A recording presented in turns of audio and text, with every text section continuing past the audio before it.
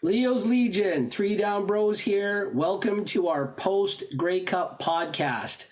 Did you get over the pain of last week's loss to those Winnipeg Blue Bombers and tune in for your major slice of Canadiana, which is the 110th Grey Cup game? And as you watch that game, as it progressed through the ebbs and the flows, and of course the final score, did that question creep into you? What if? Let's look at that, our predictions, and the game itself, and other points with your Three Down Bros now.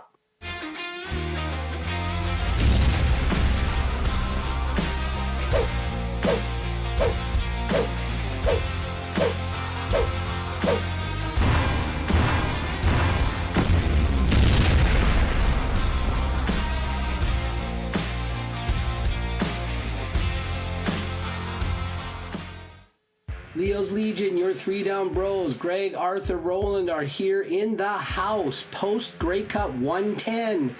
We're looking at what happened, what if, and looking at the predictions. We're going to start with our heart level thoughts, and let's recap those predictions. Arthur? I'm sure you wanted to talk about this first of all, Greg, and I will share my prediction was I had the Bombers winning by 14. I think it was 14, or it might have been higher, but I had the Bombers winning. I didn't think it would be close. And all credit to Montreal. All credit to Montreal. They played the game of the year, and they beat the Blue Bombers. So, Roland, what was your prediction? My prediction was Winnipeg by 7. I didn't give Montreal a chance at all. In fact, I was saying that Montreal had no business winning the Eastern Final, that Toronto gave it to them. And I was saying that whoever wins the Western Final is going to win the Grey Cup. And I did not give them enough credit, but I was so sure. And I was even making fun of the TSN announcers, trying to play up, the whole game, how it might, how, they need to watch out for Montreal for this, how it's might be a close game and all that. When in my mind, I was thinking it's going to be a blowout. But boy, was I wrong.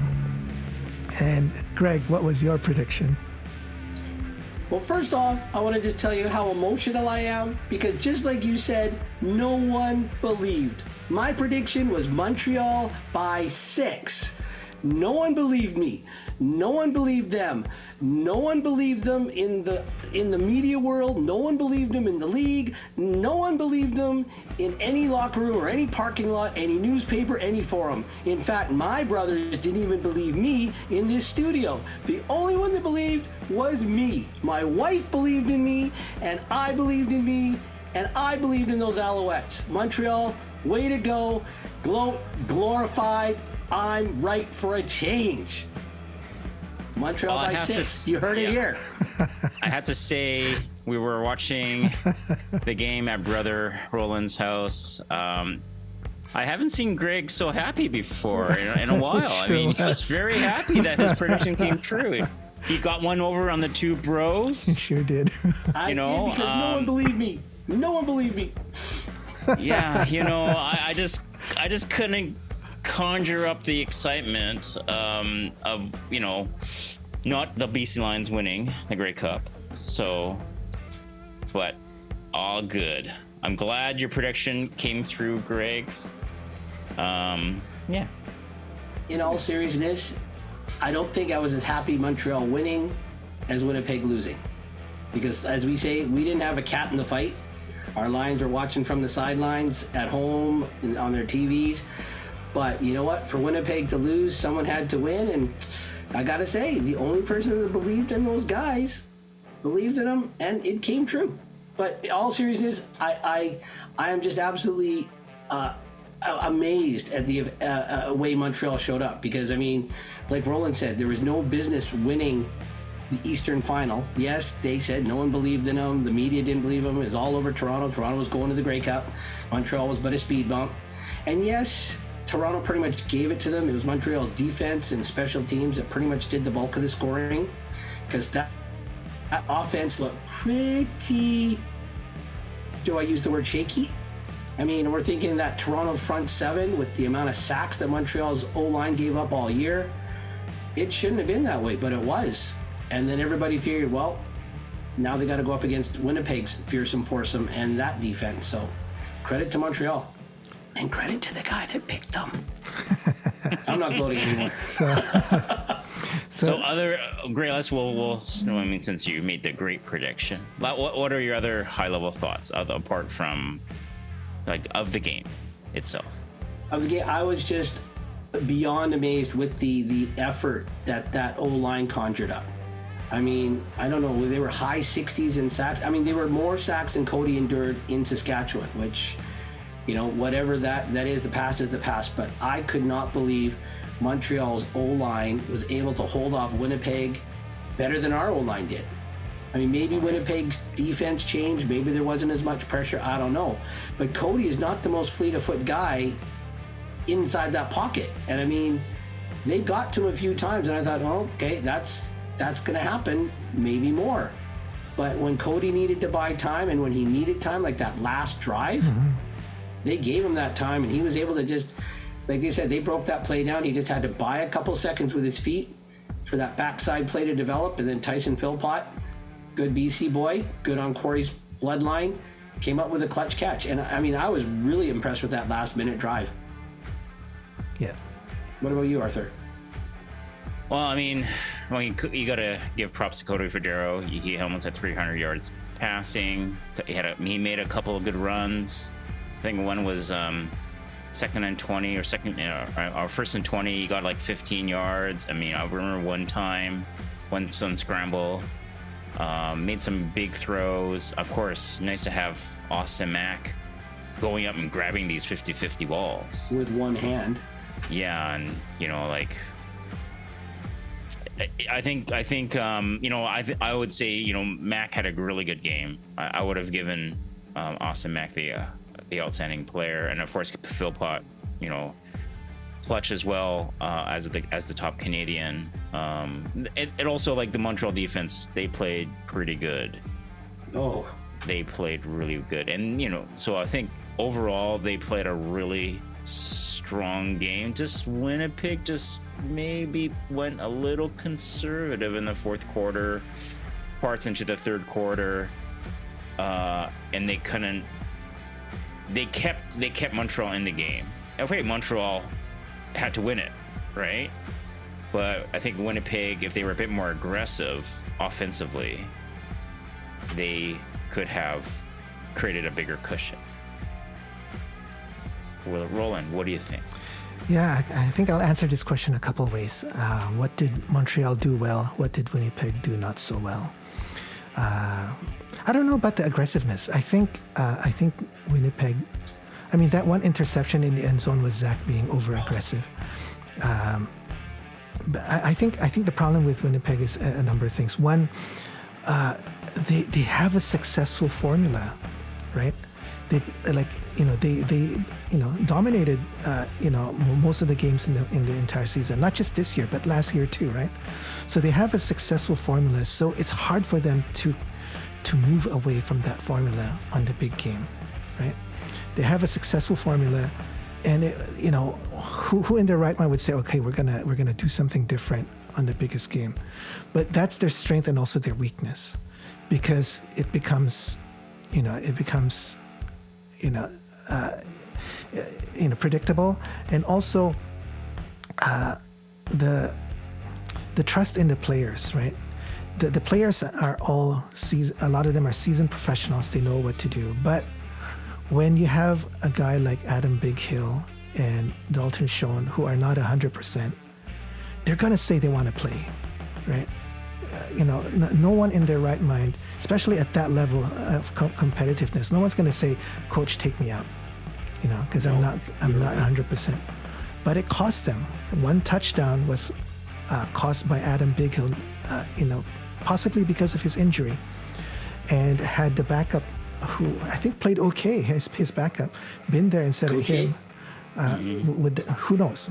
Maybe that might not have been a touchdown. So those were the missteps that I think Winnipeg made. Montreal, credit to them. They they had the fire, and they came out and we laugh at them, we make fun of them about no one believed in us, but we only us. But I think that's what they needed, because truly nobody believed in them. Nope. And that Except me. okay, except Greg. Greg's a somebody. I'm gonna challenge you. I don't know if you really believed in them or if you just wanted to be contrarian last week. But anyway, I'm gonna give you the benefit of doubt. Roland's thinking you were sincere on that prediction. I was hoping. You're hoping. I was hoping they win because I wanted them to win really bad. Yeah. And I figured there's a chance. Always a chance. But There's always a chance. But it was that fire, I think, that caused them to rise above their level of, if I would say, mediocrity, right? That was the difference between a mediocre team and a championship team, was that heart. And we've been talking about that, all the time with the Lions, right? You got to have the heart. Making the tackles is all about the heart. Making the sacks is all about the heart. And Montreal showed that. They showed that, right? Through the turnovers that the defense did, through the offense, putting together drives that we haven't seen all season. Even last week, right? Their offense sputtered. But at the Grey Cup, they had that belief and that heart. And that was the difference, I think. Those two main differences. Those are my thoughts. I was, at the end of the game, I just kept saying unbelievable because I could not believe it. I thought you were talking about my chili. But if I could add to that heart, I think that heart also overcame some of the miscues, like those shank punts, yes, that phantom call, the costly turnover. I mean, they have just got some momentum back, and their kick returner fumbles it. Then their kick returner gets injured. Yeah. That heart overcame all of that, because when that defense was just, even with Winnipeg marching, that defense still never stopped believing in themselves that they could stop it. Right? Yes.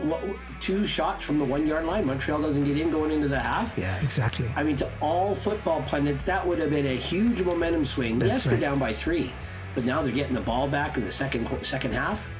And they just did that to Winnipeg, but no, Winnipeg slams the door on them. So what's Montreal's belief about?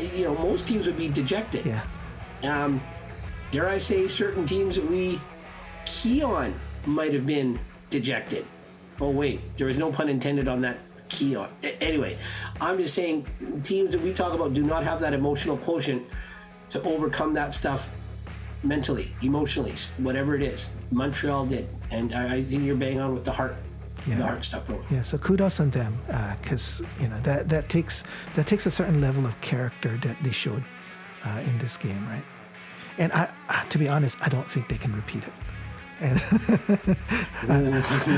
because I think give the stat, Roland. Give the stat. The regular season stats on the Montreal Alouettes. I don't have the stats in front of me, but they didn't beat a team with a winning record. Yeah, until season. beating Toronto, they couldn't beat all the teams that they beat had a losing record, right? Yeah, well, there's only 3. There's only 3 teams in the league that had a winning record in a 9-team league. Okay, yeah. But so I'll get to that a little bit later. Yeah, but my CFL rant. Yeah.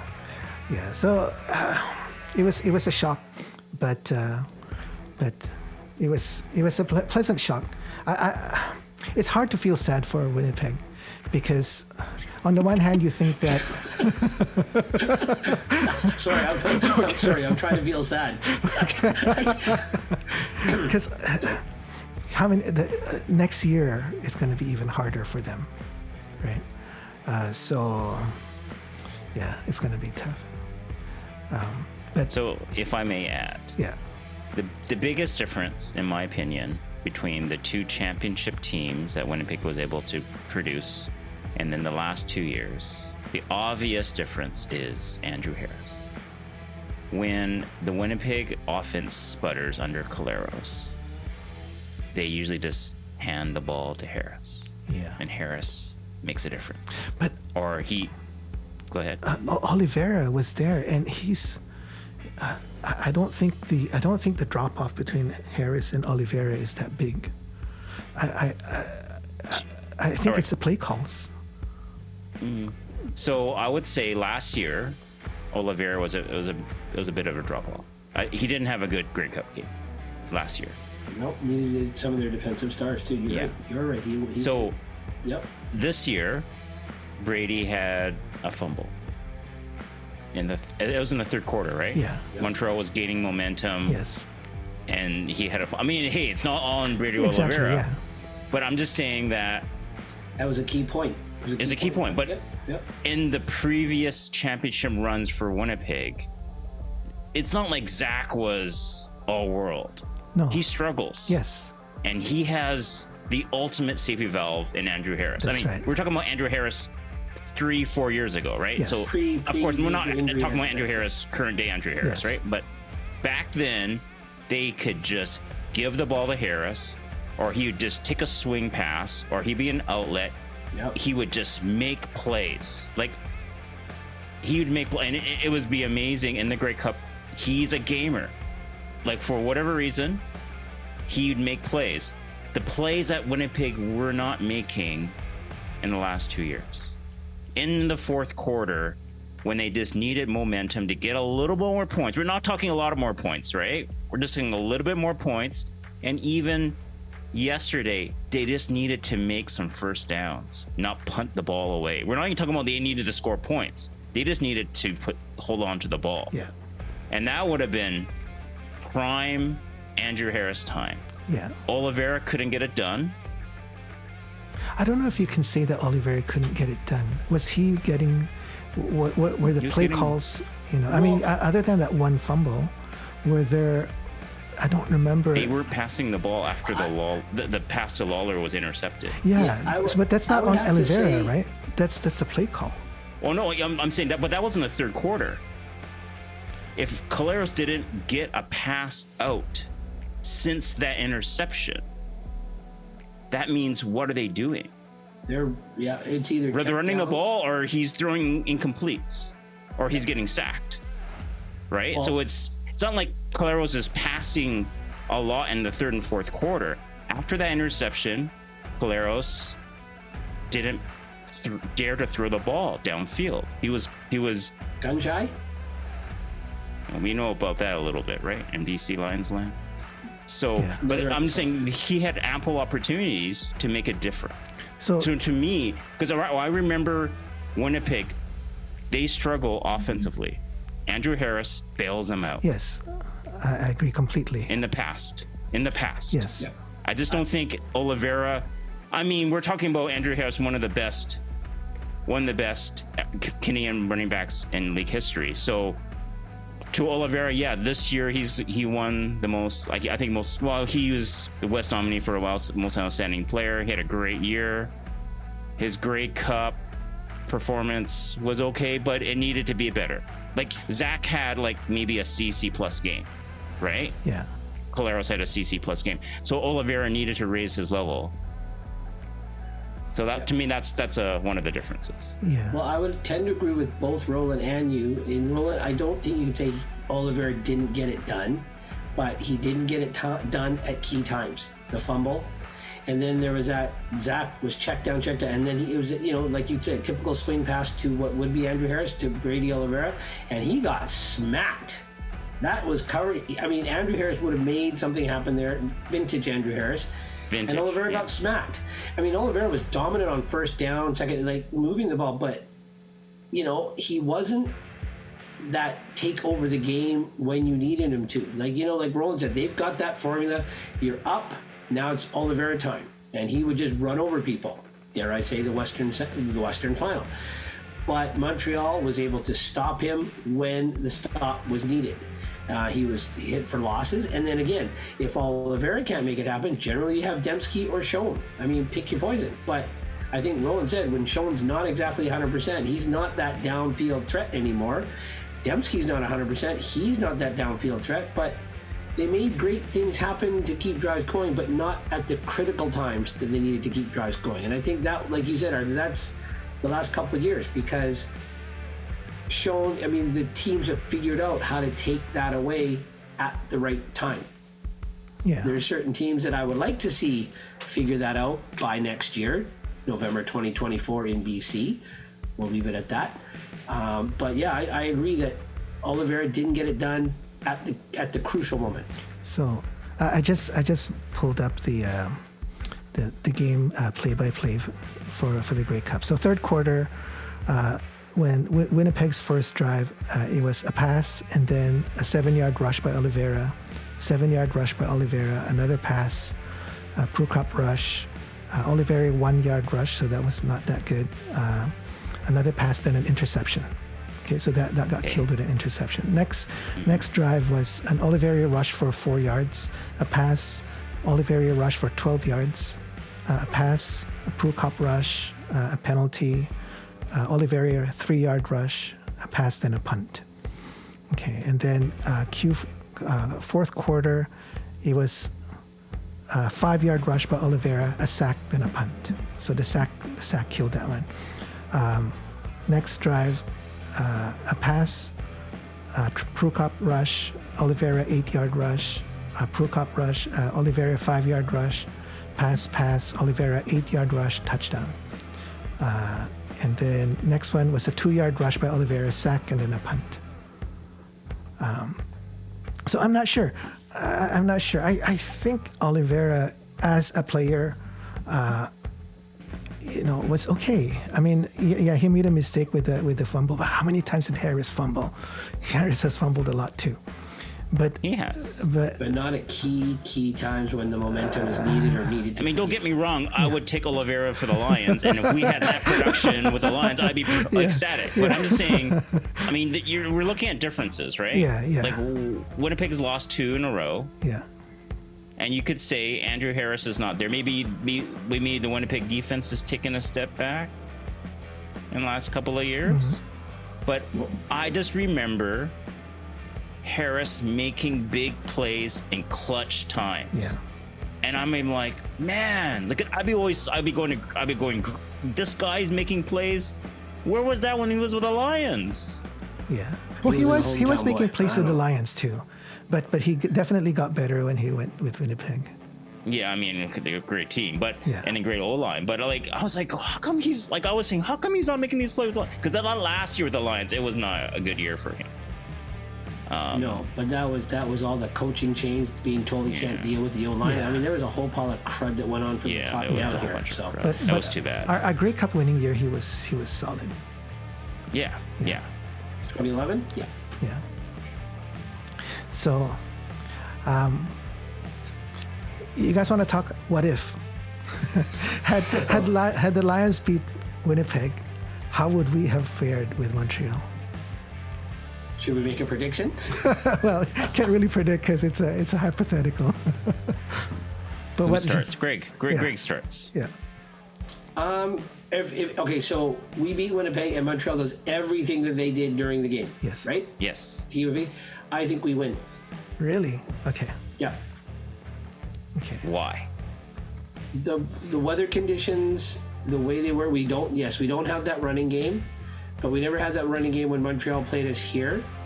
I think our secondary deals with Montreal's receivers a little bit better, and I think on that track in that weather, our receivers would have been a lot better than they were in the Western Final.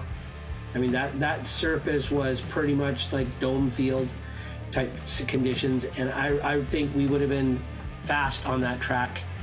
And are we talking taking a healthy Vernon Adams too, right? With two good wheels? Well, no. What was his condition? Okay, yeah, no, I think he would have had to have been better and healthy to beat Winnipeg. So no, I say we win because of our superior high-powered offense. The high-octane offense would have defeated Montreal there. Before you go ahead, I'm just going to let you know, Vernon Adams had an MCL sprain in his knee, and Keon Hatcher has an Achilles injury that would have kept him away from the Grey Cup. I still think we would have beaten And Montreal. TJ Lee would have been. So, you're saying all the injuries happened, right? Well, they would have happened. Like, they would have won. If they won, those injuries, they would have won. Like, the Lions would have won in spite of those injuries, Yeah. but then they Okay, would still have those injuries. I was taking the Lions are healthy going into like No, like, Okay, hey, with what those injuries? if they would have won 2 weeks ago with everything that happened to them. with everything that happened? Okay, like yeah, I for some still- reason they got We still all right. Yeah. But it's hard. So it's hard to say that Adams. If we say that Adams is out, then there's nothing to predict. All right, Greg, let's just. Well, I'm not going to pick on you, but here. So, MCL sprain. Would you, like, he's gonna go to Campbell and say, I can play the game. Wrap me up, put a brace on it. I can play. Yeah. No, You make the call. You're the head coach. Who do you give the first team reps to all week? Who do you start? Well, first of all, the sprain didn't happen until the game. He didn't have the sprain leading into the game. Yeah. Well, he had the sprain during the game, Yeah. and he would have had the sprain leading up to the Grey Cup. Oh, you're saying he tells Campbell he can come for the Grey Cup game? No. Okay, no. Okay, the Lions won the Western Final. Vernon Adams has a sprained MCL. Okay, so they're limping into Grey Cup is what you're telling me. But that's a Well, tough. that's what he is right now. But that's- right that- now he has that injury. That's a tough hypothetical because I think we lost the Western Final partly because Yeah. Vern got hurt, right? Well, I mean, there's a potential scenario again. But Need I remind you, my it was a hypothetical- 5-point game into the fourth quarter, and he was playing on a sprained MCL knee, like Right. a sprained knee. So if McInnes could have just executed, and I'm gonna put it on McInnes, a curl, and he didn't fall over, they could have scored, right, but and they would have been up by 2. Anyways, my go ahead. hypothetical is based on the Lions healthy because Winnipeg was healthy. As healthy as they were. When Winnipeg was unhealthy. Well, okay, but I'm saying quarterback to quarterback. I'm thinking we're a little more. We beat Winnipeg. There's no way those guys are injured if we beat Winnipeg. That's what I'm saying. That's how in my head we're beating Winnipeg because we didn't lose Hatcher. We didn't lose TJ. I'm saying we beat Winnipeg and we're going in as healthy as Winnipeg was. And, Winnipeg. No, I'm saying like, How about- you're dealing with 2 ruptured Achilles. How about we go halfway? TJ and Hatcher are out, but Vernon did not 100%? he did not suffer Well, that's that 100%. injury. He's game ready. I mean, he finished the game. But he's gonna play for the Grey Cup, right? yeah, no, Yeah, but I'm then giving you're gonna have to, I'm giving if I'm Greg gonna go, the what if I have to? They can't be injured because they couldn't have beat Winnipeg with all those injuries. They could have. They were down by 5 in the fourth quarter. He threw a pick because McInnes didn't execute the curl. No, but my prediction Then is if they based would on- have scored, they would have been up with a Hatcher gone for most of the game and TJ gone for most of the game, and with Vernon on one knee. But my prediction was based on a healthy like the Lions. Okay, well, let's if be you- realistic. You're saying Okay, that all those injuries happen, then they don't win that Western Final. Then I can't answer the what if. okay. all those If injuries they happen. won the Western Final with those injuries, what happens in the Grey Cup? That's the most realistic scenario. Oh, then if you're going that way, then no, because they can't play ball control with an unhealthy quarterback. All right, then what's your prediction then? I'm gonna say based on that, if they're all injured, they wouldn't have won the Well, Western Final. But you're saying if okay. they did, no, they don't beat Montreal. Don't forget. They don't beat forget, Montreal. Greg. Vernon Adams finished the game, the Western Final. Okay. Which he shouldn't. But anyway, okay. Based Well, on I'm just all saying- that, then I'm saying they don't win. I'm going on. They're going in as healthy as Winnipeg was. But based on that, they're not as healthy as Winnipeg was. So no, I'm not, if you got that quarterback on one leg, no Keon, no TJ, then no, they're not winning. All right. Well, that's a what if Montreal scenario, doesn't right? win. That's a what if scenario. That's an accurate for me. That's an accurate what if scenario. And the Lions could have won the Western Final with Adams on one knee. They were close. They made it close. They were close, yeah. They just had to execute a couple plays, right? They just had to execute, and then they would have had to stop Winnipeg, right? Yeah, but But saying they did a pretty good job, and that defense did a pretty good job. They did.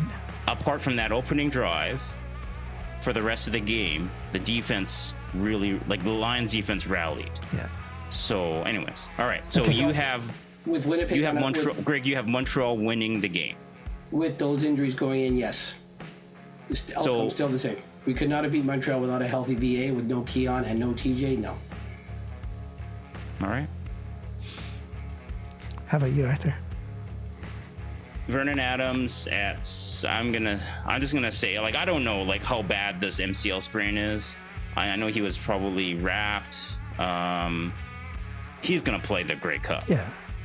There's no like he's 50%, 75%. They're gonna wrap it up and they're gonna play. They got 3 quarterbacks on the roster anyways, right? He's gonna play. Like they're not gonna bring in. They're not gonna bring in Evans, the 4th string guy, right? Like he's gonna be in uniform. Yeah. He's gonna probably start and see how it goes, right? Yeah. He's gonna play. I just don't know what percent health he is. We're not gonna get that info. Yeah. So based on that, I'm just gonna say he looked healthy enough to scramble around. You remember he did that Hail Mary? He scrambled out, and that was the end of the first half, right? He didn't look like he was immovable. No, but so then when he walks to the sideline, the guy is just like being shot in the leg. So yeah, that's hard to say. You are right. So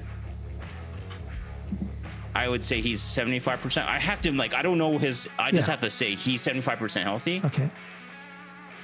Then they have a whole week to figure out who is their go-to receiver. Is it Rhymes? Like whatever's happening in Rhymes, I don't know, like if he's injured or whatever, like then you have a whole week of reps. Yeah. Right? You have another, and then you can you have Lucky for the whole game. Yeah. You have Rhymes, you have Hollins. It's like, okay, who is our Keon Hatcher now? Yeah. And they game plan with this, and then they have a full week to have a TJ Lee replacement ready to go. First team reps. They have another player on roster. I think the Lions can squeak out a 2 to 3 point victory. Wow. Just on that. Okay. Because the Lions D played very well. They did. Against the Bombers. Right? Defense wins championships, right? So Mac, you know, he there's mismatch like problems. Like he is tough to control, but the Lions have shut down their run before, and I think defensively they can handle Montreal. They can handle Montreal. Maybe with the 8-9 defensive lineman rotation, they can get after Fajaro much more efficiently versus Winnipeg's. They don't do as much rotation, right? No, so maybe the speed defense. Sorry? I think they only wrote one or two through, and there's one interior, one end, from what I can see. Okay. Yeah. So the Lions have like, lots of guys. Yes. So from a defensive point of view, I think BC can play better than the Bombers defense, as crazy as it sounds, right? I think Big Hill and being in his reduced state, it cost them at least one touchdown. Yeah. Obvious touchdown. They isolated him and then he got burned. It was too easy. Yeah. Haladek's gone. Haladek wouldn't play, but we have Josh Woods. We have other linebackers. Yes. So I think that our linebackers are better. With Big Hill, our linebackers are better, and I think our defense is better. With Big Hill's replacement, Gauthier? So I have. Do you know who the other guys are and how good they played versus the Lions linebackers against Winnipeg? Yeah, we don't know, but yeah. So I'm just saying that, right? I'm just saying because with Big Hill on one leg and being exposed, and then using Gauthier. I mean, that's on Winnipeg on going with Big Hill, right? But I'm just saying that I think the Lions would play better than the Winnipeg defense. Okay. And then offensively, we're not going to beat Montreal on the ground, right? I mean, yeah. So it's just a question: is our passing attack? And can we get time? We don't know. But that's the thing. That's where I say no. Yeah. That's where I say with Vernon Adams on one leg and then Montreal playing the way they did against Winnipeg, I don't think we can hold off their pass rush. Not with Lemon, not with I can't pronounce his last name, but the gentleman that decapitated Dembski, number 90. I really don't think we could have held off their pass rush that they had. All right, that's fair. I'll continue then. Yep. So I think offensively, there's like the Lions have better receivers. I think whatever funk they had with Winnipeg, that was a one-off in terms of like I don't know what happened, like why they couldn't get Hollins or Rhymes involved earlier, but I think with a full week to prepare for and having Keon's replacement and then they have Lucky to come in. Like the drop off is not massive. Yes. Like you're not bringing in an unknown Canadian receiver to take the spot on Keon Hatcher on the field. You're replacing him with Lucky Whitehead. Yeah. Right. It's not a massive drop off. And you still have Hollins, Kotoy, McInnes. Those are all, you still have the rest of these guys. So I think the overall passing attack is better than the Bombers because Schoen couldn't cut to his left. Everyone knew what his injury was. And Dembski was banged up. And Bailey was banged up. They only had Lawler as healthy and as Wolotarski. So your number 5, your number 1, your number 5 receiver. So I think the overall health of the Lions receivers was better on game day. Like I don't know what happened with Rhymes and Hollins, right? I just don't know. Like no one's mentioned like their injury. So I think on the Grey Cup, I think they could have performed better than the Bombers receivers just on health alone and on performance for this year. Yeah. And then special teams, I didn't see Grant do much. Nope. Yeah. But maybe Williams could have, like his returns were getting better and better. Yeah. And then Sean White is the best place kicker in the CFL. Yeah. Flintoff punting. Maybe we have more shanks. I don't know. Well, no, because we said if Montreal did everything they did, I think Flintoff would have outpunted Zima. Yeah. But I think it looked like Grant did better because I mean the kicks, even from the opening kickoff, they weren't kicking that deep. Grant was catching it at like the 35 almost, without running up so they weren't kicking deep. So they got good field position, I think, gifted a little bit. So you're right. I don't think Grant did anything. I agree with you on that one. And does RP go cover 0 with a minute left, with like 20-30 seconds left, and give Philpott an easy post? You tell me. Winnipeg, I mean, you got to give them credit for taking chances, right? They went for a cover 0 blitz. Yeah. But you think RP is going to do that? You tell me, Greg. You think RP is going to cover 0 blitz with 20 seconds left, and I think Montreal was on what, the 18-yard line? Yeah, they were 20. They weren't inside. They were 20-ish, I think. 20-ish, yeah. You think RP is going to go cover 0? No. All right. So that's a difference in the game. Because that's Winnipeg's, like Roland said, that's Winnipeg's formula is when you're in the red zone, we're going to blitz you. They studied its cover 0 blitz. Yeah. And BC, that is totally not. We know the BC defense. Yeah, that's totally not the case. But, So, for the winning points, they needed that cover 0. Because there's no way he's throwing that post in a cover 1. Nope. All right. So, with all those things in mind, the Lions would still win by 2 or 3 points. Wow. That's Arthur's the optimist now. I'm just actually analytically breaking it down. Yeah. Sorry? I analytically broke it down. Okay. Again, they had a lucky game against Toronto, and I think Winnipeg took their foot off the gas. They didn't want to make mistakes after that interception. They went conservative, and Montreal went for it and got it. There's one thing you missed. At the very end, Yes. instead of the hook and punt, we would have executed on a Hail Mary.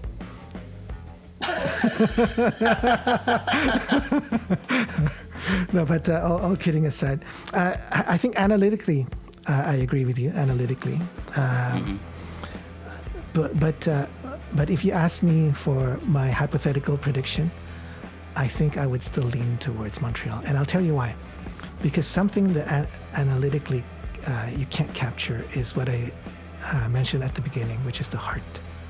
I think Montreal was so fired up that whatever adversity they get, they're going to rise up even higher, because this was an atypical game for them. It was completely non-typical. So all the stats that we have don't apply, because people who don't normally rise up in this game rose up. So maybe with your analysis being spot on, maybe BC would have given them a harder bar to hit. But I think because of the heart that they showed, I think they would have been able to rise up to that bar, even if it was higher. And that's one thing I love about football, right?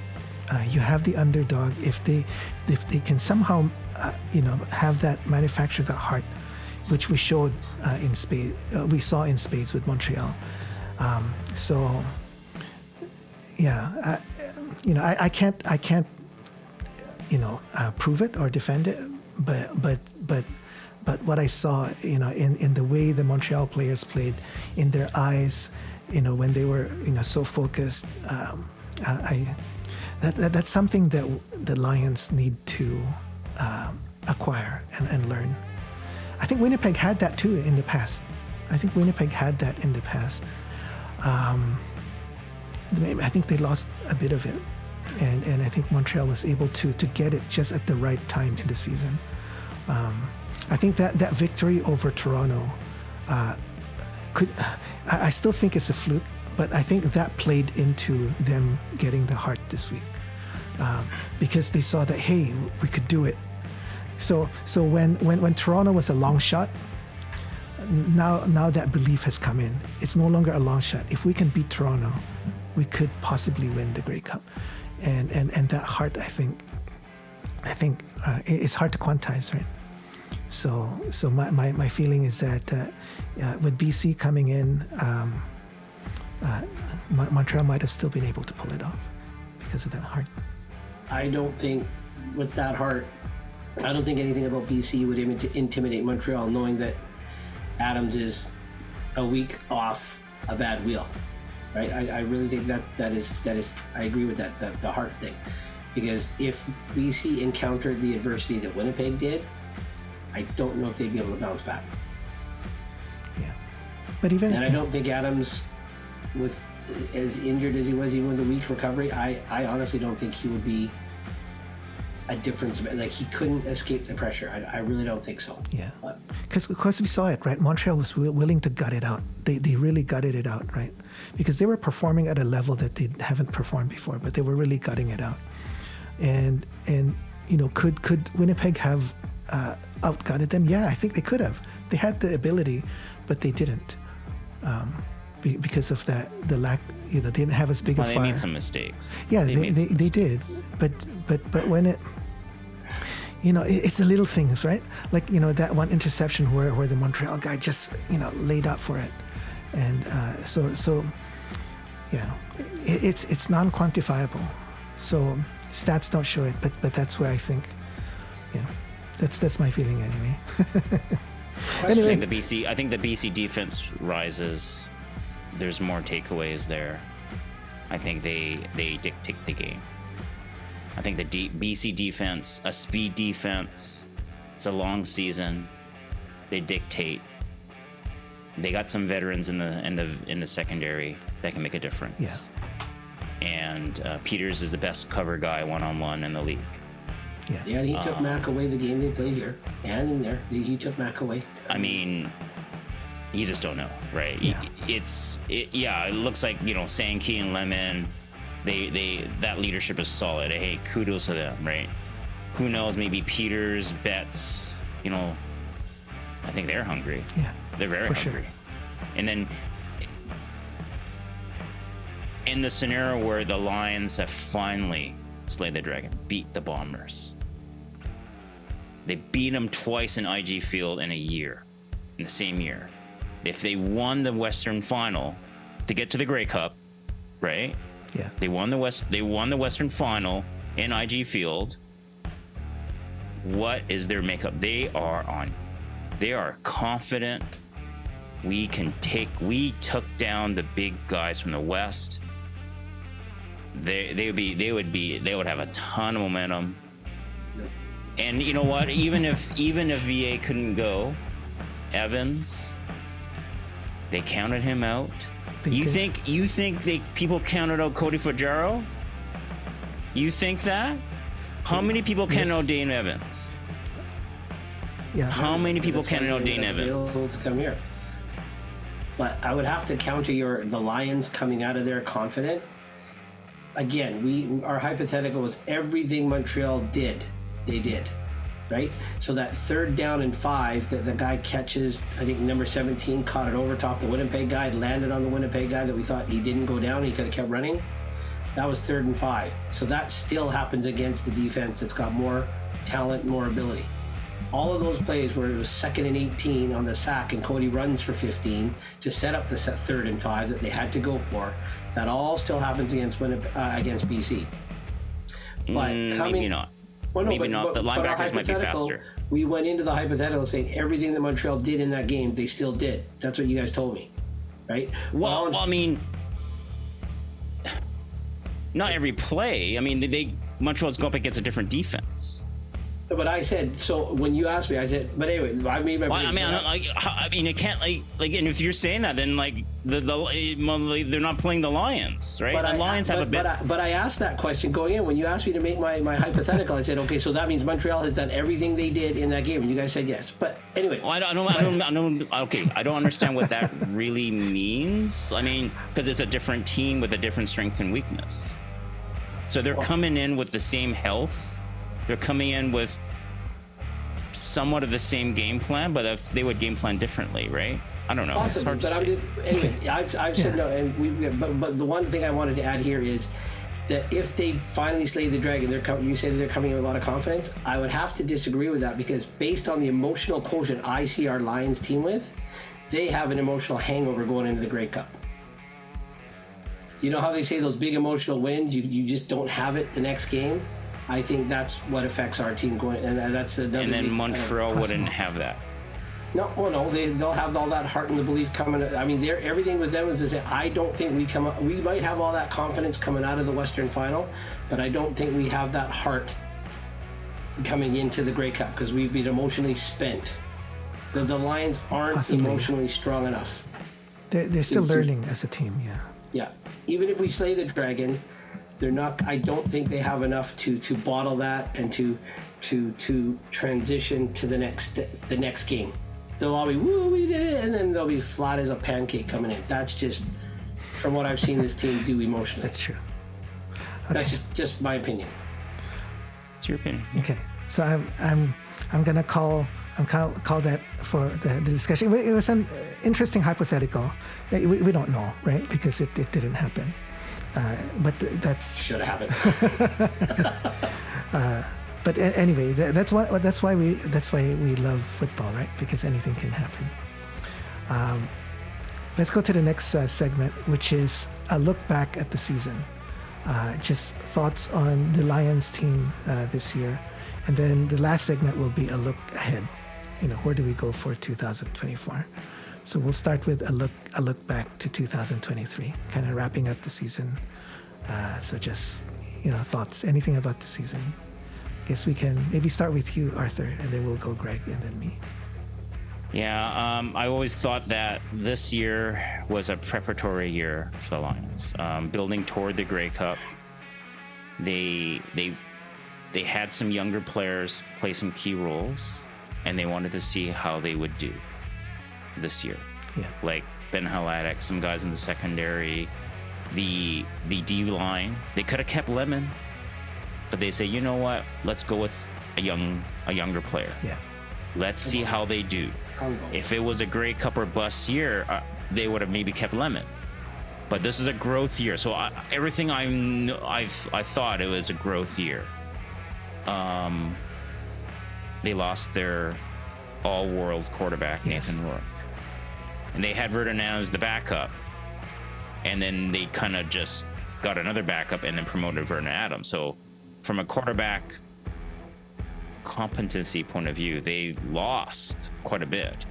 And they lost Butler. So with all this in mind, I thought they took a step forward. They lost people in key positions.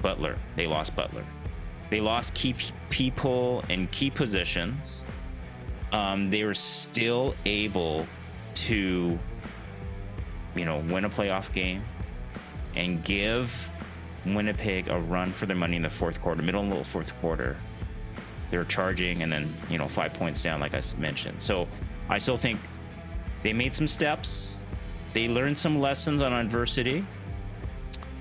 And they still need to learn some lessons on adversity, taking things seriously. But I think some of the young guys played really well, like Hladek had a great year. Yeah. Betts had a great year. Yeah. Takuma, he's gonna have to learn discipline, but he had a great year. Woody had a great year. I mean, yeah. And then Vernon Adams had a great year, awesome year. And they're in search of a running back. I think Katoy had a nice kind of second year. I think building on the prior year. Mm-hmm. Hatcher, wow, great year. So there's a lot of great building blocks. Broxton came in, and I think he did really well. So they have pieces. Yes. And then I think that this was a growth year, kind of like, okay, can we win with these young kids? But this off season is crazy crucial, because every position, I was mentioning to you guys, every position, they need to have people who, I guess with the salary cap in mind, are going to execute and are going to be playing at their best in the playoffs, because it's no longer a growth year. It's like you got to produce. Okay. Let's talk about the look ahead in the next segment. Mm-hmm. So this segment, let's just look at 2023. So for this, I thought they made a step forward. Okay. With all those changes that have happened. Okay. Greg, what are your thoughts on 2023? Well, I didn't look at this as a growth year. I looked at this as it needed to be a solidly successful year. Like they're trying things out, but they needed to win better this year for me to figure this was a successful season. 12-6, great record. It is a great record, but I feel it was inflated, because really a lot of times it felt like one step forward, 2 steps back, 2 steps forward, 1 step back. It didn't feel like a progression year to me.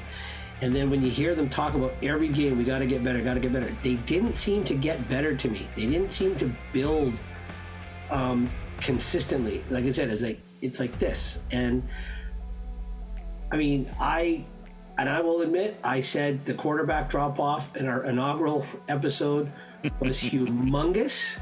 I mean, I'm not saying Nate Rourke was all world, but I mean, VA, and I will say I'm going on past performance, past, because that's all I could go on him coming in here. And yes, 4-2 as a starter, whatever it was, but I didn't think he was mentally strong enough to go linear or as I would hope, exponential to get to the all world, which, well, that's Arthur's definition. I don't want to steal that from Arthur.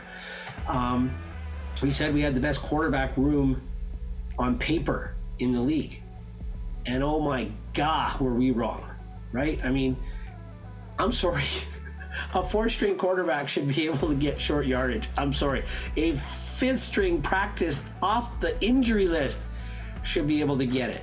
We had all our reasons for why things didn't happen, but I don't know, the Toronto loss, the losses, those 6 losses, I'll give maybe 2 of them, maybe 3 should have been, but the other 3, like we were always left to, like, what the heck? And so I'm not happy with this year. I mean, great, yes, we won a playoff game, but it was the same playoff game we won last year.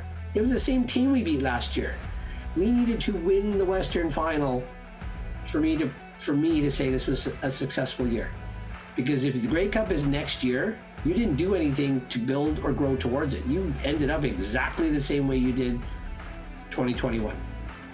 So yeah, I'm happy with this season, but I'm not satisfied, and I don't feel we progressed how we needed to go all in. We're a little farther from Grey Cup than I think than we need to be, or than we should be in order to win it. So we took a step back. I think we took a step sideways. We didn't, like I said, we finished exactly where we did. So I think I'll say it's a step sideways. Yeah, I mean, we lost in the Western Final to the same team. Yeah. So how can we say? I'm just saying there's a growth of the players. Like some of the younger players, they took a step. Oh yeah. Well, player-wise, yeah, I'm talking the season. But yes, like Green, super happy with Bagayogo. I was like scared to death when that guy came in because Jalen Edwards-Cooper, but there wasn't that big a drop off. And I'll say, and then Ben Haladic, super pleasant because I remember we said, let's see Canadian, no passport, Canadian, right? Let's just see how he plays because I thought he was a little, dare I say, undersized for a middle linebacker. He's lanky to me. Like when you look at him, he looks more like a defensive halfback, but I just say season-wise, if we're looking back at the season, I think the team took a step sideways. Well, Greg, of course, I mean they lost in the Western Final, so how can it's pretty obvious they're in the same spot. They lost to the same team for 2 straight years, but of course the team, of course, then we'll have to say they went sideways. But let's talk about the growth of the players. You mentioned some of the other. Who are the other guys that you thought, or maybe some players that took a step back? Dominic Rhymes. Oh, that wasn't a step. We talked about that after the Western Final. That wasn't a step. Hollins took a step forward. Hollins? Number 4 receiver in receiving yards in the league. I don't know, because I'd have to temper that with targets. I mean, if the ball's... I mean, I have personal opinion in there. I mean, he's number 4. Yeah, he caught his targets, but I mean, if game plans are game plan around him and Hatcher, he's the number 2 read or the number 1 read. I mean, I don't feel the players as a whole. I don't think the team grew. I do not feel like we took a step forward. Individual players, yes, but the part, whatever that's in, the parts individually, yes, but as a team, I'm looking back at the season, I don't feel we grew. Special teams? They got better, but as a team, as a whole team, I feel we didn't grow. Special defense? Oh no. They dipped too much in the middle of the season. How do you go from the number 1 D, okay, falsely inflated because look who you played, but then from, what did you say, August on? Second to last? Bottom 2 or 3 in a lot of the categories. But yeah, like 8 or 9 in a 9-team league, we're 8th or 9th, right? So yeah, I'm gonna say as a team, we did not grow. There wasn't enough individual player growth to make me feel the team grew.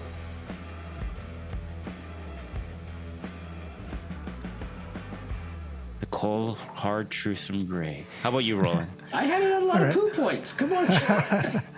There's a lot of props, more props than anything. Yeah. All right, great. Roland, go ahead.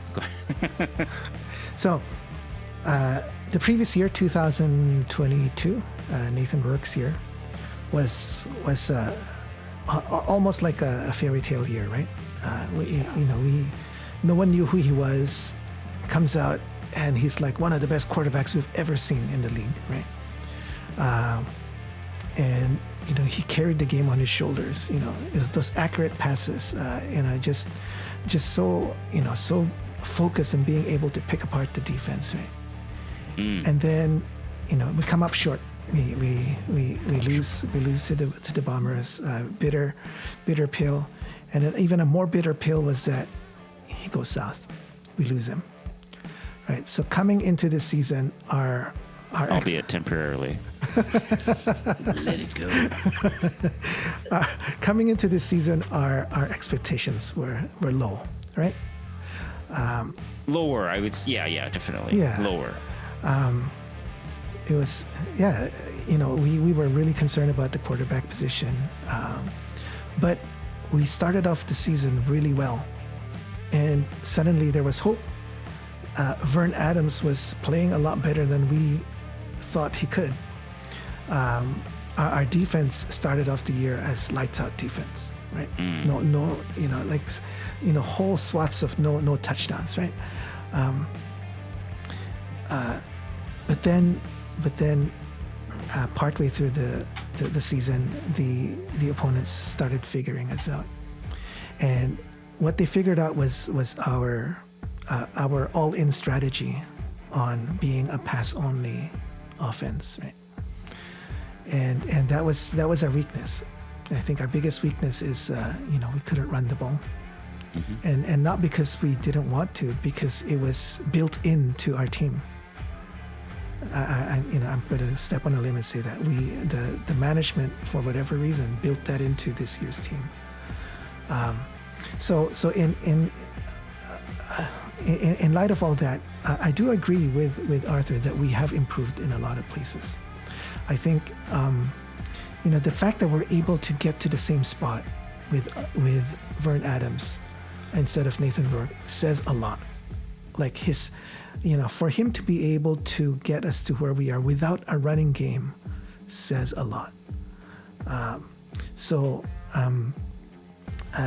For the players to rally around his leadership, I think says a lot.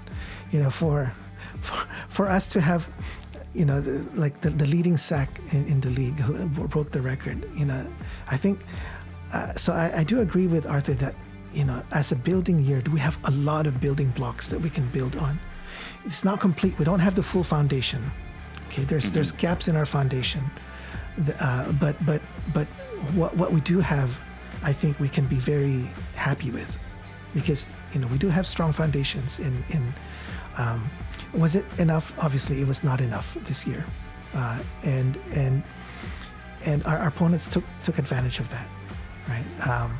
Initially, to your point, Greg, and I agree with you too. We started off strong because no one expected this type of a team, but once they figured us out, then they were able to exploit our weaknesses. But it gives me a lot of optimism, because as long as we know, as long as the BC Lions management understands where these gaps are and they can buffer those gaps, I think we can have a very strong contending team. If they were to stay with this, we want to build exactly the same team, maybe replace the players but still the same team, then that's going to be tough. But imagine, on the against Winnipeg, if Vern Adams had the capability or the ability to lean on a running game, it would have been a totally different result, right? Totally different game. I agree with you. So I'm even with the bad leg. Yeah, absolutely. Look, Collaros. I told this to Arthur. I think Collaros is over the hill. He's overrated now. Maybe in the past, he was a much better gunslinger, but we saw that he's not like a tier 1 quarterback. But he has a running game that he can lean on, and so definitely he appears a lot better. Vern Adams takes a lot of flack, when he loses a game, when he throws 6 interceptions, he takes a lot of flack. But I think as a passing quarterback, he's a lot better than all the other quarterbacks we have in the league today. As a passer? Yeah. As a passer, and plus the ability to run out of the pocket if he's healthy. So I think he's a lot better quarterback than all the other quarterbacks we have. Chad Kelly, Zach Collaros. I'll put him up against those two anytime. I think he's better. What he didn't have was the ability to slow the game down, to grind it out. You can only do so much in the air, right? So I agree with Arthur. It's a building year, and if we can fill those gaps, I think it could be a very exciting year next year. That's my only hope, is that we're able to fill those gaps and that they recognize those gaps and fill it. So what you're saying is management needs to make the adjustments at halftime, because it's halftime now, right? Yeah. Second half. Yeah, but we're speaking metaphorically.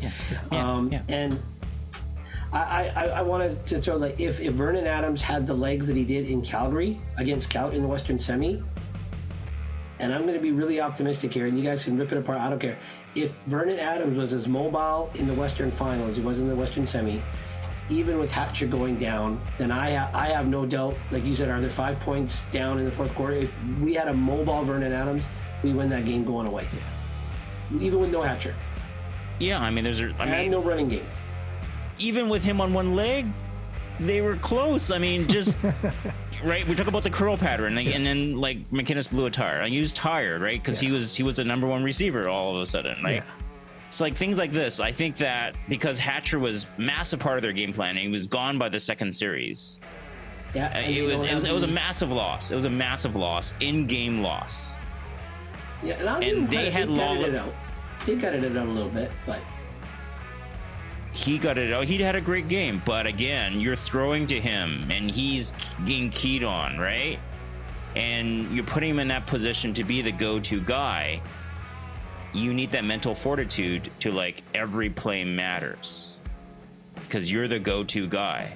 Lawler was making those plays for Winnipeg. We just didn't have a Lawler-esque performance in our receivers. We didn't have an Austin Mack, who were, apart from McInnes and some catches from Lucky, making those big plays in the receiving core again in the Western Final.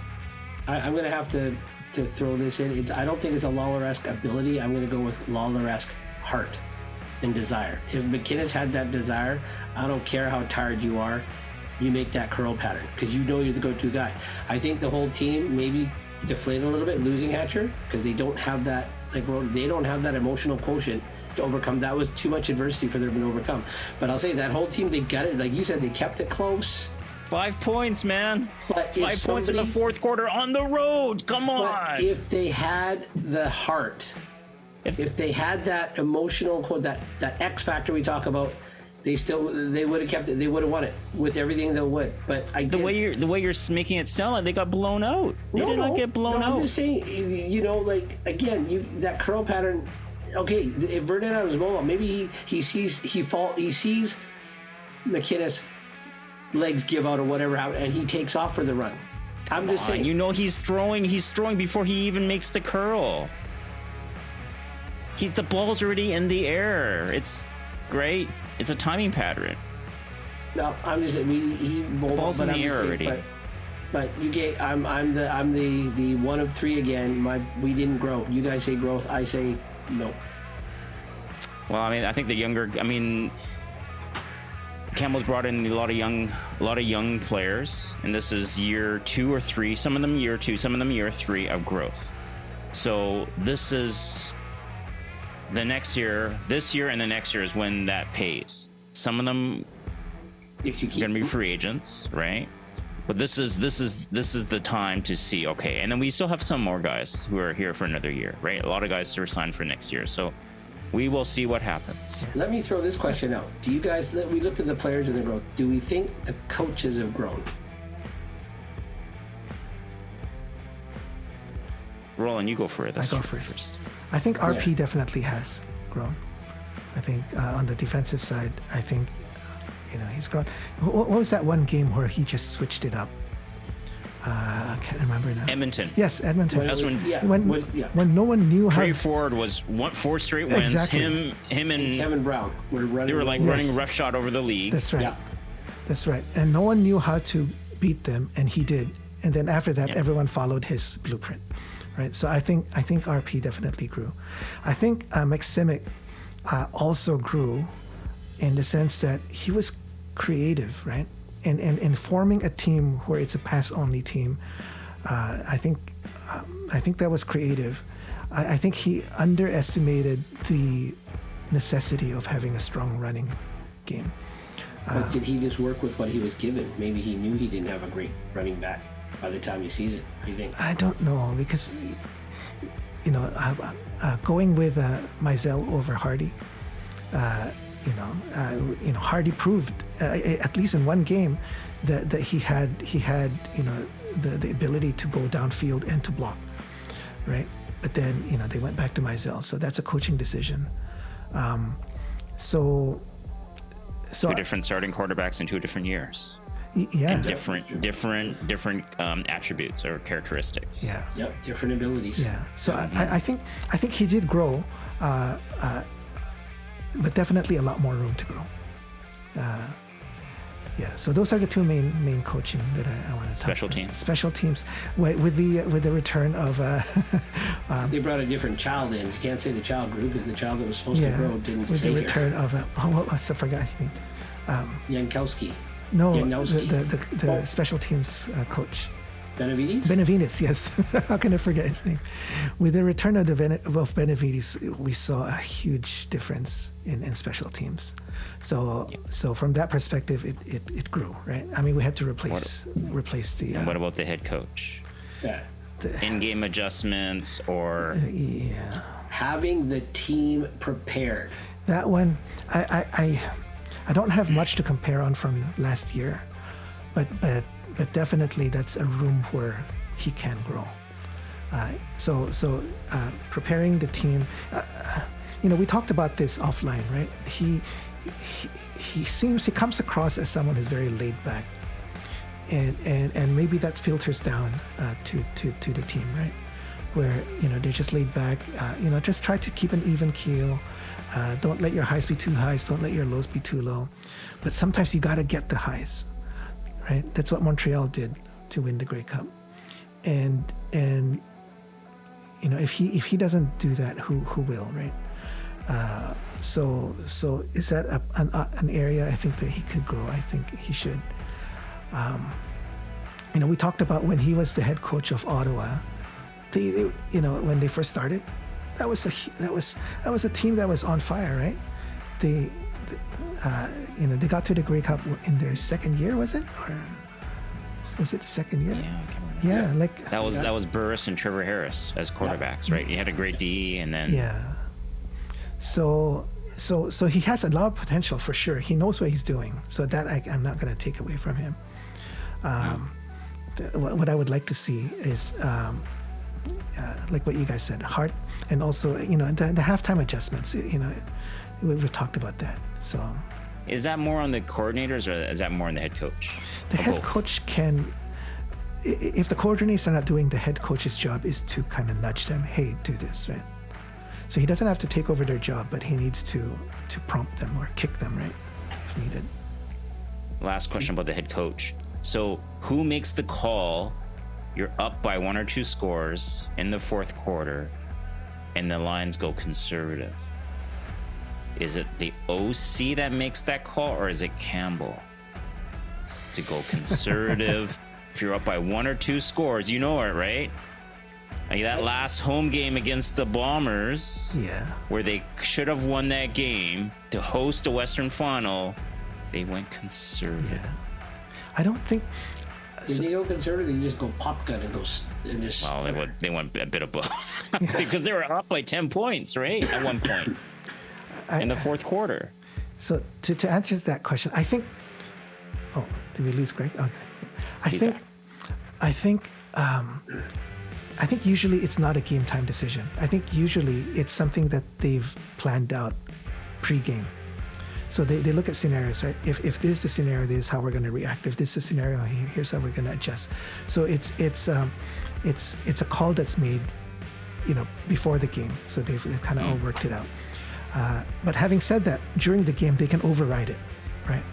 During the game they can say, okay, this is what we've mapped out, but we're going to do this instead.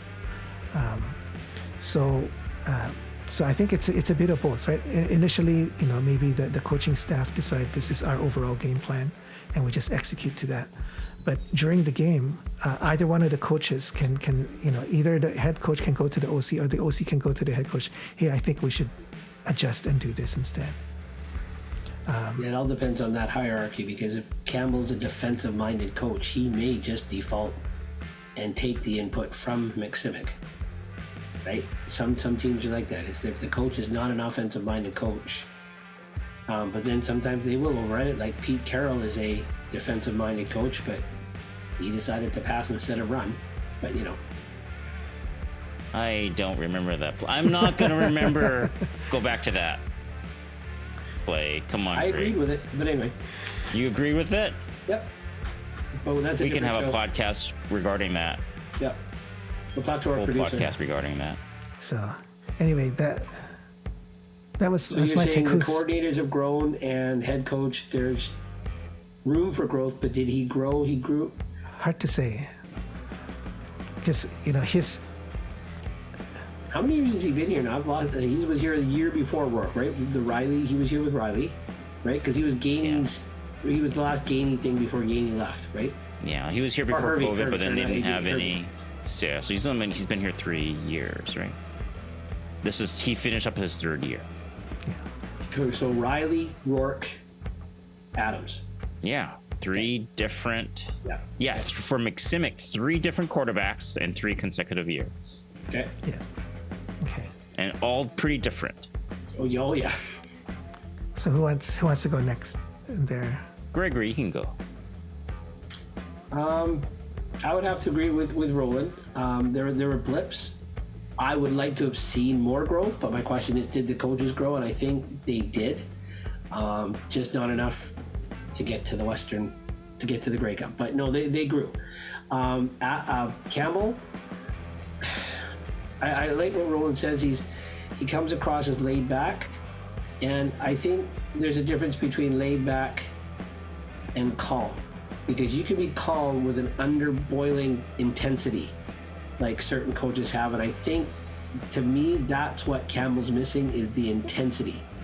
He's got, don't let your highs get too high, your lows get too low, I get it, but you gotta have that, oh crap, coach could blow at any second, I think is what he needs, because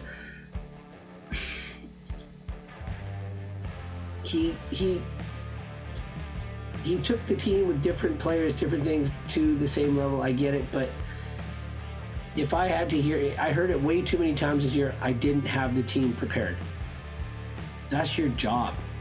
If you expect all the players to do their job and you're supposed to put them in positions to win, and then you come out on the media press and say you didn't have them ready to go, they didn't have the energy, that's got to come from you. You're that last line of defense as far as energy goes in that locker room.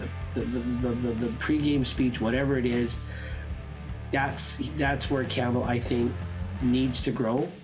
If we saw it all the years before with Riley and everything else, and we're able to pick it apart like we do because we have a podcast this year, I might say he hasn't grown. I don't know, because I've only got this year to look at. He's kind of progressed, but I don't think there's way too much room for growth to say. So I'm with you, Roland. He's got a lot of way to go, but he didn't regress. Did he stay the same? Probably not, because he had a different quarterback and he had different things to deal with. He lost his special teams buddy for whatever reason, and he was able to make that adjustment. So yeah, he grew, but not as much as I'd like. He's got the most room to grow, like you said, Ro. And yes, RP, absolutely. I've been in so many arguments, shall we say, with these guys out on social media that RP needs to go. I cannot beg to differ anymore. McSimic, I don't think he's ready for head coaching positions yet, like everybody says he is, but they did grow. I mean, like you said, Arthur, 3 different quarterbacks, 3 different seasons, 3 different, I mean, I believe Riley had a running game. He had Butler here when Riley was here, right? Mm-hmm. And we had Riley with Rourke, and Rourke and Riley at least were more, they were a little more blood and gutsy in a different way than Adams, but yeah, no, McSimic has grown. We just hope it grows more. But yeah, I think the head coach needs the most change. Not position, demeanor. I don't know if that's possible, but Okay. Arthur? Just piggybacking on one of your points was you said the coach has to have the team ready. And I think that he has a part to play in that. But to me, it's the leadership among the players that got to get the players ready to go. Yeah. And I'm always thinking that this is a growth year, they're trying to grow guys. Who do we got? Who can we grow? Can we grow players who on the defensive line? Can we grow people on the offensive line? Can we grow some receivers? When they were ready to go for the Grey Cup, then you augment with experienced veterans who can provide that extra amount of character and leadership when you need it. But those are your finishing moves. You want to grow your team, develop your team, a lot of young players coming in. And when you believe you're ready to go for it and you're all in, then you sprinkle in a couple of veterans to help you just finish it off. You don't want to bring those veterans in too soon because they're already they're not going to peak anymore. They're not going to grow anymore. They're at that stage, or they're going to plateau, or they're going to decrease. So, and I mentioned this before, I think losing Burnham was a massive blow to the team. From a leadership point of view, like the big brother, they lost Nate. They call him Nate Brady for a reason. He was like, made everyone believe. Vernon gave him some confidence with his limited play the previous season.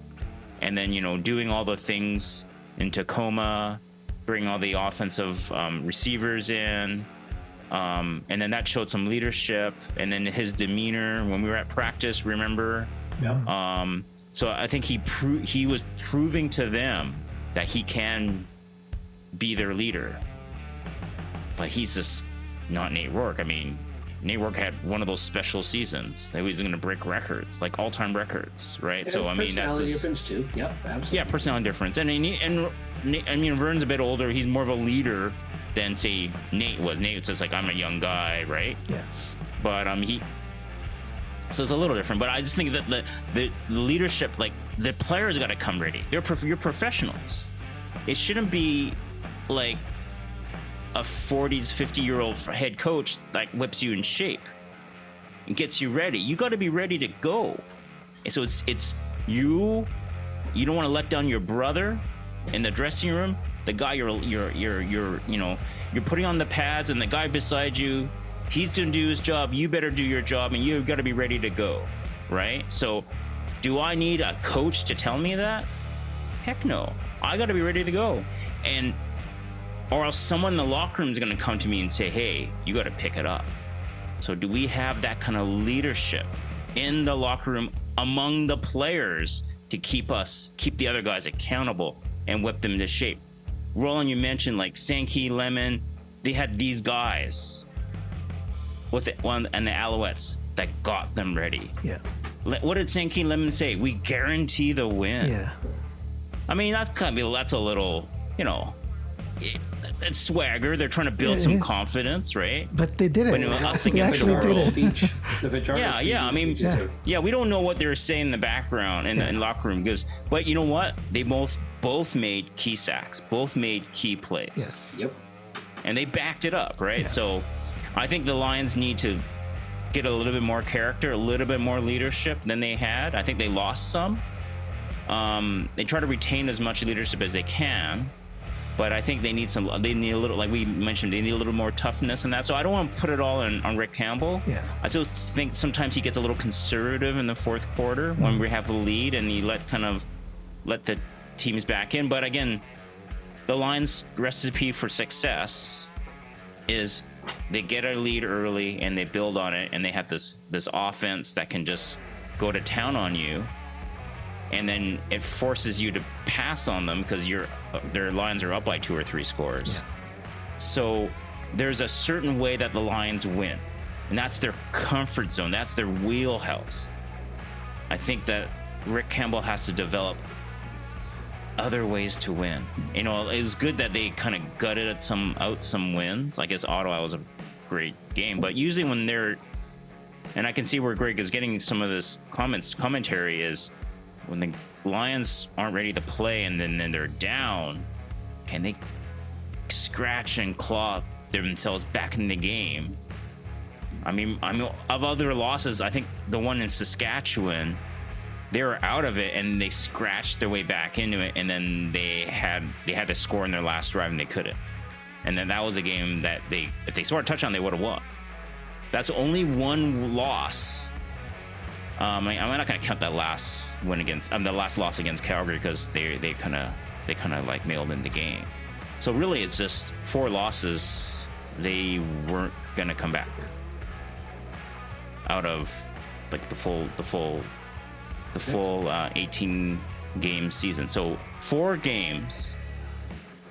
Toronto, mind you, it was close. Yeah. But then on a short week. Oh no, it was close. And then did VA get knocked out? I can't remember. In the Toronto game? Toronto. No, he didn't get knocked out. He was just 6 interceptions. Yeah. Yeah, but and even then with the second 6, game it was Winnipeg, still within reach after 6. Right? Yeah, so within reach. Yeah, even with all that, right? Yeah. And then Winnipeg, that was a complete blowout, right? I mean, Dane Evans got there, and then he got injured, so he had Dom Davis into the second quarter. Yeah. So I mean, and then it was Hamilton, 1 game, and then it was Saskatchewan, right? Yeah. Yeah, that was the soul-sucking loss, right? To Hamilton, and then. but I think you were saying that was James Butler show. That was towards the end of a long stretch before a bye, right? Yeah. So they they were running out of of steam, needing that bye. Yeah. But yeah, I think that the character of the Lions, they improved, but I think they need to improve more. Yeah. More leadership, more veterans. Yeah. And I think hopefully they can address that. You guys know I wanted Lemon and Sankey on the team, and I said that before Montreal won. I was saying that I wanted Sankey. You were saying that at free agent time. You were saying that before. You were saying that before Sankey took off to the XFL. Because we had no idea that was even an option with him. And, yeah. You were calling that a long time ago. Yeah. Well, I don't know if they're going to stay in Montreal after this Are year. they only on 1-year contracts? I'm not sure. I don't know if. I mean, I think we're gonna in a future episode, Roland, we will go through that. We will go through, and once we get a complete list of who are the free agents, and usually then they'll start signing people. So, but in a future episode, when kind of things kind of cool down in terms of signings, and we know who are free agents, we can play armchair GM. Yeah. So. But until then, why don't we go into that? Do a little segment, our wish list. Looking forward. So, what do we want to go? Maybe looking ahead. 3 key positions we each think that the Lions need to address. Is that the right word? To tweak. Yeah. To downright go fix. Yes. Yes. Who's first? Gregory? I will defer. You're not ready to go? Oh. I'm not as emotionally, mine's going to be a little convoluted, shall we say. Mine's got a lot of emotional attachment in my wish list. So we'll go with you guys are a little more analytical. So I'm ready to go. Go for it. Okay, go so first position they need it's changed since the Western final. Is Hatchers has a Achilles injury. It could be 6, 8, 12 months. And he's the number 2 receiver in the league. He's our go-to guy. He's our blood and guts go-to guy. Yeah. Right. Tough yards, tough catches. We need a go-to receiver. Number 1. I mean, we're a passing offense. We have a passing quarterback. We talked about that. They like to pass the ball. We need a go-to guy that's going to produce in the playoffs against tough matchups. We still have to go through Winnipeg, Toronto. Yeah. They have good DBs, or they're gonna get good DBs. Our linebackers, we need someone that can make tough catches. Yeah. And without Hatcher, and what I saw from Rhymes this year, I thought he was that guy the previous year. But this year, whatever, I don't know what's going on. We need someone. So that's number 1. We need a go-to guy. Yeah. Number 2, the interior of the BC Lions offensive line, we need to get a bit more nastier, a bit more bigger, nastier. We need someone that can dominate that inside. So when we have our like zone runs, inside zone runs, they can open up some more holes. Yeah. Pass protection. I think we need some more stiffness. If I use a Rick Tocchet word, stiffness there. And number 3, so tough. It's gonna be 3-3. It's like interior defensive line or a smash mouth middle linebacker. I'm a big Seattle Seahawks fan, so I love Bobby Wagner, what he brings. So Bobby Wagner is big time leadership, big time leadership, big presence in the middle. He can take a block, shed the block, make a tackle. And we need someone like that in the Lions. Okay.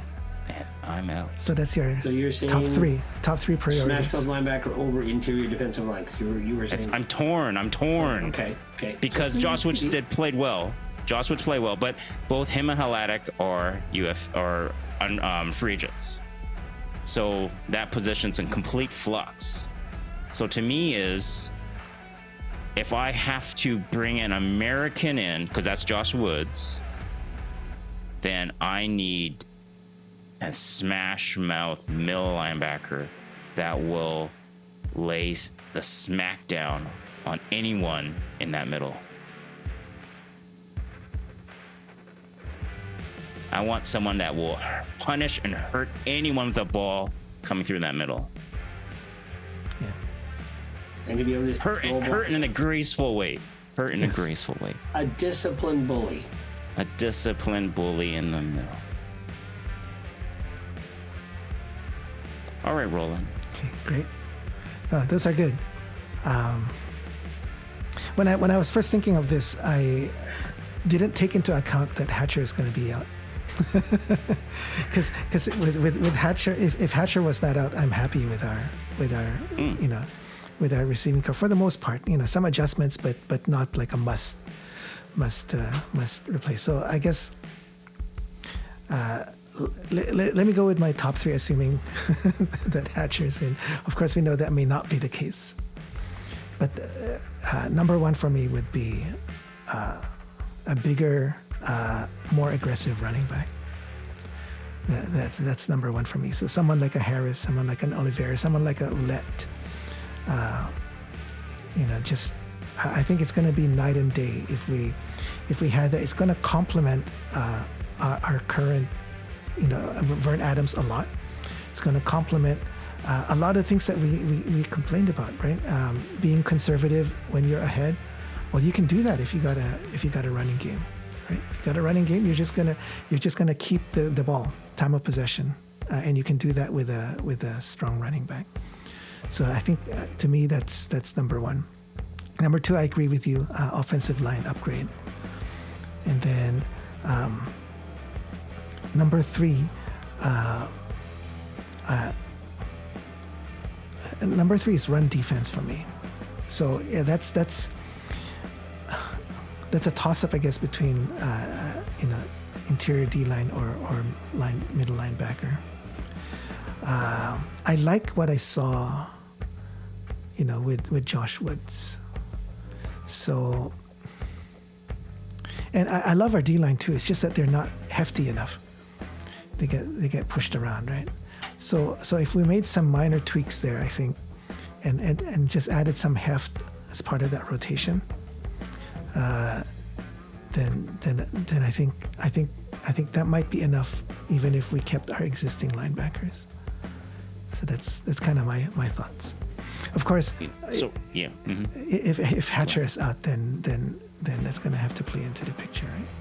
That's why I had 2 threes, because like I already had this, but then Hatcher's out and it's we don't know the severity of that Achilles tear or rupture or whatever. So unless one of our existing receivers can rise up to that, you never know, right? Because Hollins and Hatcher, prior to this year, I mean, they showed signs, but Hatcher really came to shine this year, right?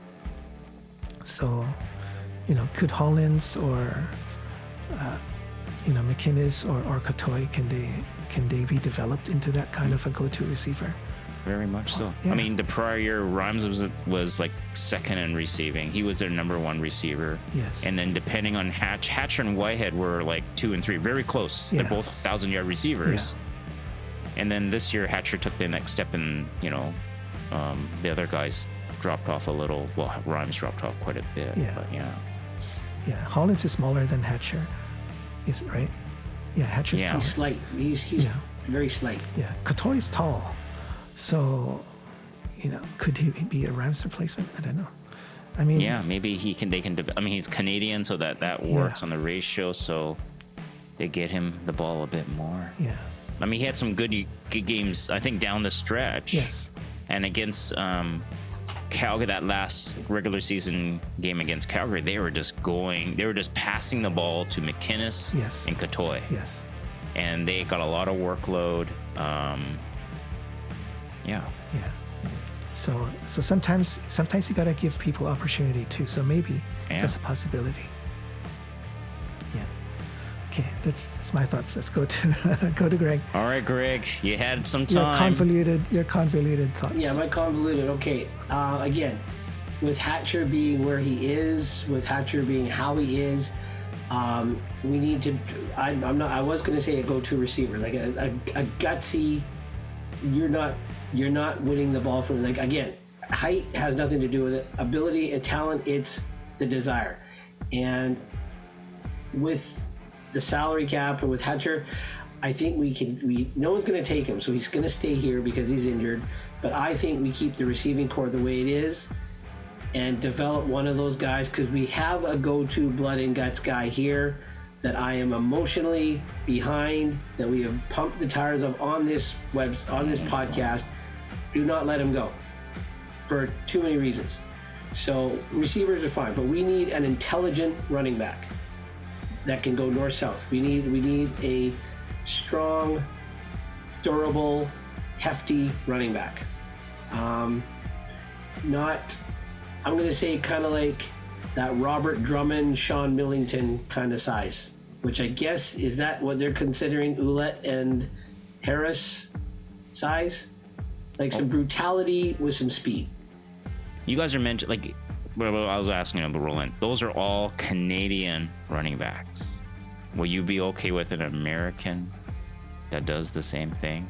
Because finding a Canadian that size, speed, that's much harder. Well, Drummond was an American. Well, I'm just talking about like Harris and Oliveira. Yeah. Well, because they're the most recent things in memory. Like, I mean, I don't know if our listeners or viewers or whatever can go back as far as Robert Drummond and Sean Millington, right? But just a little bit of heft with the speed. I'm not talking 4.1 whatever speed. And again, get me these 7-8 yards. If you got to bounce it outside, do a jump cut, beat the corner, but still have the heft to. If you're not going to run around the corner, run over the corner. Yeah. Right? Drive the legs, push forward, fall forward, right? That's... Yeah, versus just being pulled down with one arm because you only weigh 170 pounds because you're a little scat back. But anyway, yes, number one, a hefty running back with some speed. An offensive guard that has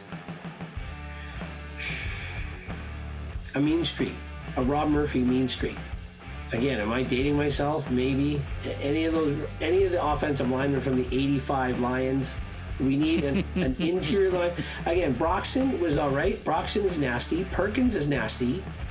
But we need some interior size, a little bit bigger, because, I mean, Pearson is intelligent. They will say he knows the game, he knows the blocks, he knows the scheme. But he's kind of smaller and softer.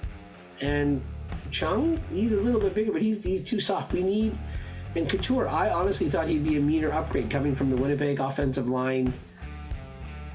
What's the word they got there? Factory? The demeanor. Like, if all those guys are disciplined bullies, you figure the cast-off would be just like them. I didn't see enough meanness from Couture, so one of those three needs to be meaner and bigger. So the running back, the interior lineman, and the linebacker. The middle linebacker. I don't care if it's Canadian or if it's American. He just has to be mean. Intensified meanness. Yeah. And I don't know, I mean, has there been a Canadian middle linebacker that has been mean? If we look at all the Lions teams in the past, or any other CFL team in the past, has there been a Canadian linebacker, middle linebacker? Adam Big Hill. Big Hill, yeah. He's not Canadian. Is he not? He's American. He's American? He's from Washington. Yeah. Okay. He makes his resume. I think now he's considered one of those. What's Naturalized? That new? Yeah, I think that's what he's considered now. But I'm talking like, because I am going out there. We cannot disrupt the receiver chemistry that we have with Adams. We don't have that kind of time. Mwamba. Yes, right there. Proved it in the Grey Cup.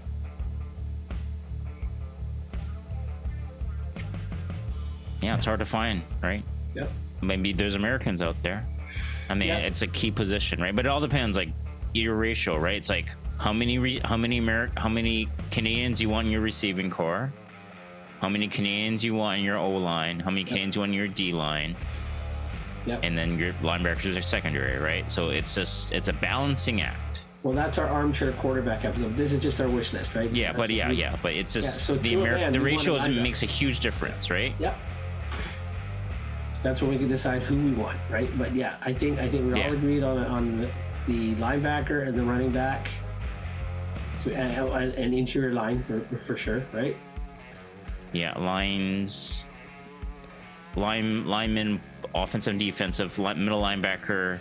Where we differ is the running back and or go-to receiver. Yeah. It's pretty consistent.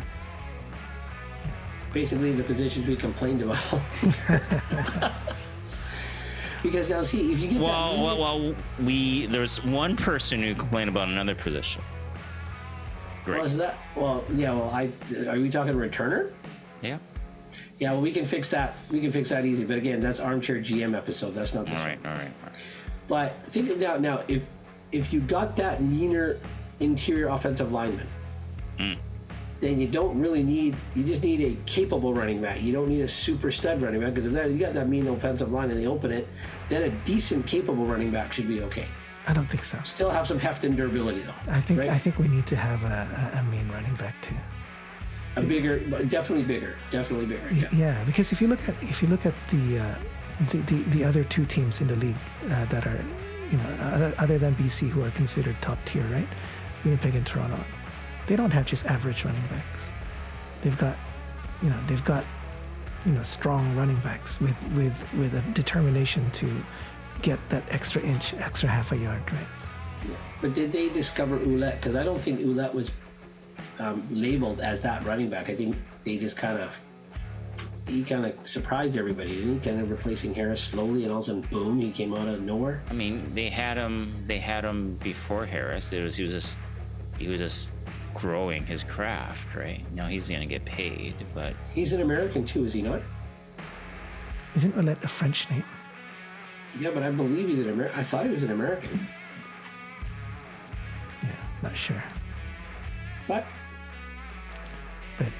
yeah, I think that definitely we need to have a better O-line for the runs. But I think if you put a mediocre or just an average running back there, it's still not enough. If we want, it might be enough to win a few games, but if you want to be a championship team, if you want to win the Grey Cup, I think we need to complement Adams' passing game with a strong running game, not just an average running game.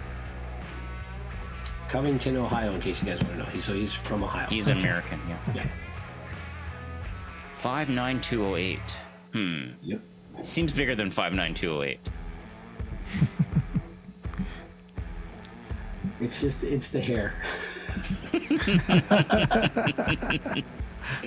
I think Butler's bigger than him. Yeah, Butler was he was pretty hefty with some speed. He had good feet. And it was, but again, price tag, well, that's a GM episode. Yeah. Yeah, so, I mean, I think it's pretty consistent what we talked about, the wish list, our positions we need. Yeah. I'm glad, these things are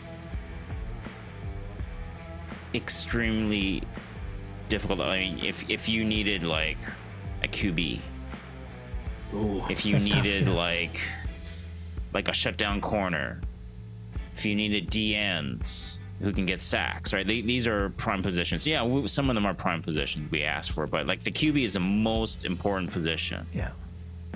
And we have that with Vernon Adams. Yes. Well, we have number one. We didn't say QB, thank goodness. Yeah, we have a number one position. I would like to see changes. I mean, this is not my top three, but I'd like to see changes in maybe number 2, number 3. Well, definitely number 3 will happen. I mean, that's going to happen. Number 3 is going to happen. Yeah, but they won't do that. Yeah, again. but I'm not sure about number 2, because if you look at the other backup quarterbacks in the league, they're multidimensional. Yeah, I don't know if you put them if you put our number 2, head to head against the other number 2s, I don't know where we stack up. Hard. So it's hard to say. I mean, it's not a growth position, right? Because Dane is an established veteran. Yeah. Right. So the question is, I forwarded you guys the article I read. Maybe one of the other teams in the East may want Evans to be their starter. Yeah. To groom some of their young players. Yeah. The young quarterbacks. Yeah. And then maybe one of these other quarterbacks shakes free. It'd be very interesting to see Mazzoli. When is he back? Is he coming back? Yeah. And does he take an incentive-laden contract with the Lions with an OC that the quarterbacks want to play for? And he's like, I'm a lot like Vernon Adams. And maybe I'm on a good team. I'll take less to win. Because I think Winnipeg is not doing anything with their quarterbacks. Toronto may upgrade one position. I don't know. But they're settled with their starter. Yeah. Very interesting to see. There's going to be a quarterback carousel, a shuffling, like there is every year in the CFL. So we'll see where the Lions, what they like, what they will do. But definitely, I think number 3 quarterback, they'll definitely get another one. For sure. Yeah, maybe you get a young guy that we can develop, right? Yeah, I also remember we talked at the beginning of the year that we thought our number 3 was an upgrade over Pipkin. We just thought, because he had played well when he was in Ottawa, he's a Rick Campbell guy. We just, he played well in Montreal too. I say, but what the heck? Who would have expected that Davis Kent make short yards plays? Yeah. Right? And I mean, you look at, I echo Arthur, or to piggyback on it, you look at the number 2 quarterbacks across the league. When you need short yardage or something, it's Tommy time in Calgary. Trade forward to Taylor Cornelius, which had they done that in the beginning of the year, hindsight being what it is, who knows where Edmonton would have finished in the standings had they started it, and everything went, well, I mean, Cornelius gets you, what is he, 6'6"? He gets you that yardage. You look at Fine and Dolagala. Dolagala, we know, can play. Yeah, I think there is a drop off between the established veteran that we have as our 2, definitely our 3, but even those 2s and 3s, look at Hamilton's 2 and 3, Schultz and Powell. Powell came in here and killed us with Butler, of course, a good running game. Yeah. But they also had decent receivers, Tim White. I mean, they got a good set of receivers in Hamilton too. So maybe. Yeah. Yeah. So as a position, I think we do need to upgrade. Not at the top position, but no. It's a supporting cast. Yeah. Does Bo Levi come back for another year? And if he does, is it in Hamilton? Hard to say that. He's under contract, right? So he's not happy. he's unhappy, yeah, they'll have to trade him. Or just that'd be outright very release interesting. him. It'd be very interesting. Yeah. And will Cornelius? Well, there's guaranteed money for Cornelius, so.